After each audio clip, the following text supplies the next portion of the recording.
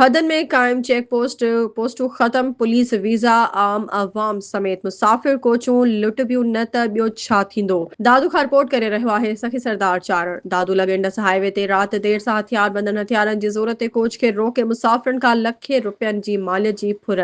कराची खां लाड़काना वेंदड़ अलमदीना कोच सां फुलजी विलेज थाणे जी हदगोट अहमद खान पनड़ में मेन इंडस हाईवे वेस ते वाक़ियो पेश आयो आहे। 7 नामालूम मोटरसाइकिल सवार हथियार बंदन हथियारनि जी ज़रूरत ते कोच खे रोके मुसाफ़िरनि खां कैश पैसा मोबाइल फोन फुर लुट कई आहे। आसपास जे इलाइक़े वासियुनि जे हद जी पुलिस खे बि इतला कयो पर हद पुलिस फुर वाक़ियो जो ॿुधी अचण खां इनकार करे छॾियो। इलाइक़े वासी कोच मुसाफ़िरनि जूं दाहूं असां लुटिजी रहिया हुआसीं पर पुलिस गायब हुई। मुतासिर कोच मुसाफ़िरनि IG Sindh DIG Hyderabad SSP Dadu खां मुतालबो कयो त फौरी कोच मुसाफ़िरनि खां फुर कंदड़ हथियारबंद फोरनि खे गिरफ़्तार करे कोच मुसाफ़िरनि खां फुर थियल सामान वापसि करायो वञे। कोच मुसाफ़िर